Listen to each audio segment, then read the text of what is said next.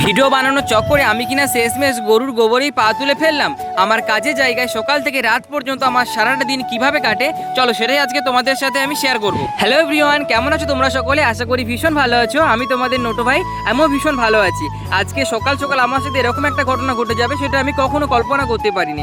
আজকের আমার সাথে কি এমন ঘটে গেল সেটা কিন্তু জানতে হলে অবশ্যই ভিডিওটা প্রথম থেকে শেষ পর্যন্ত দেখতে হবে। প্রত্যেকদিন আমাদেরকে 5:30টায় ঘুম থেকে উঠতে হয় আর 6টায় কাজে জয়েন দিতে হয়, কিন্তু আজকের কি হয়েছে জানো? আজকের আমি 5:50 পুরো পাক্কা ঘুম থেকে উঠেছি। আমার হাতে মাত্র টাইম রয়েছে 10 মিনিট। 10 মিনিটের মধ্যে আমাকে তাড়াতাড়ি রেডি হয়ে কাজে জয়েন দিতেই হবে, না হলে আজকে সব শেষ। এদিকে আমি ভাবছিলাম যে একদিকে তো কাজে আমার দেরি হয়ে গেছে, আবার বসে বসে ভাবছি একটু সময় ঘুমিয়ে নিলে মনে বেশ ভালোই হতো। এদিকে দেখো, যেদিন আমাদের কাজের ছুটি থাকে সেদিন দেখবে একেবারেই ঘুম পায় না। সেদিন আমাদের ভোর 4টের সময় একবারে ঘুম ভেঙে যায়, একেবারে ঘুম আসতেই চায় না। আর এদিকে দেখো কাজের প্রেশার রয়েছে, কিন্তু আজকের ঘুম তো চোখ থেকে ছাড়ছেই না। এদিকে দেখো তোমাদের সাথে কথা বলতে বলতে আমি ঘুম থেকে উঠে পড়লাম, ব্রাশ হয়ে গেল। প্রথমে শরবত খেয়ে নিলাম। আবার কি ভাবছো এটা আমি আবার কি খাচ্ছি? দাঁড়াও দেখাচ্ছি আমি কি খাচ্ছি।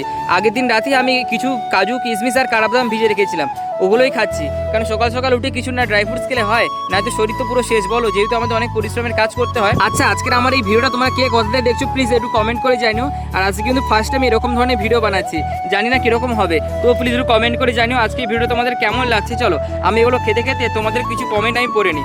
রুবি বারিক দিদিভাই আমাকে কমেন্টে জানাচ্ছে, ভাইয়ের এনার্জি ফুল, এনার্জি ট্যাবলেট খাও নাকি? না গো দিদিভাই, আমি এনার্জি ট্যাবলেট খাই না, আমার এনার্জি ট্যাবলেট খাওয়ার কোনো প্রয়োজন হয় না।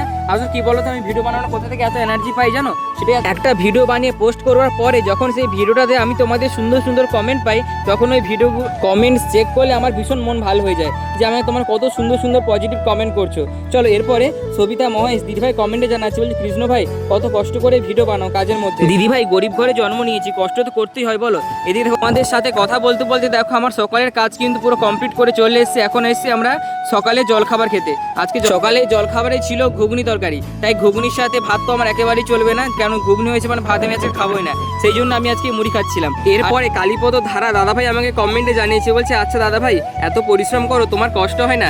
দেখো পুরুষ মানুষের জন্মেছি, কষ্ট তো হবে, কিন্তু পুরুষ মানুষের বুক ফাটে তবুও মুখ ফোটে না, এটা কেবলমাত্র একজন পুরুষ মানুষ ভালোভাবে বুঝতে পারে। আর এদিকে দেখো কাজ ছেড়ে আমি রুমে আসার সময় অন্যমনস্ক ছিলাম, তাই দেখো গরুর গোবরে আমার পা পড়ে গেল।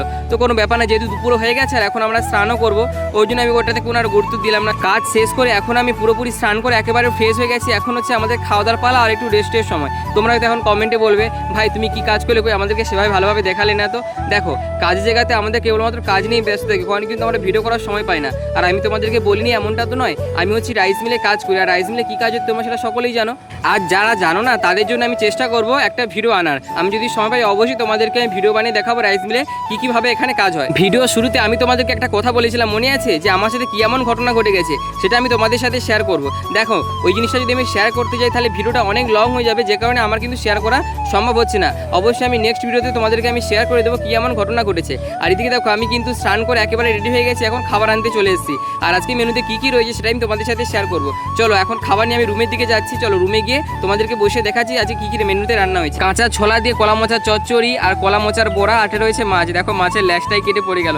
এটাই হচ্ছে আজকের আমাদের দুপুরের মেনু। আর তোমাদের দুপুরে কী কী রান্না হয়েছে প্লিজ তোমরা কিন্তু সকলে কমেন্টে জানিও। আর আজকের ভিডিওটা কেমন লাগলো অবশ্যই কিন্তু কমেন্টে জানাতে একদম ভুলুন। আমার আগের ভিডিওতে সুলেখা ভৌমি দিদিভাই কমেন্টে জানিয়েছিল, বলছে প্রতিদিন পকেটে করে চাল নিয়ে আসবে, একটু একটু করে জমিয়ে রাখবে, যেদিন দীঘাতে আসবে দিয়ে যাবে আমাদের বাড়িতে। তুমি শুধু চাল দেখাও, একটু পারছো না আমাদেরকে পাঠিয়ে দিতে?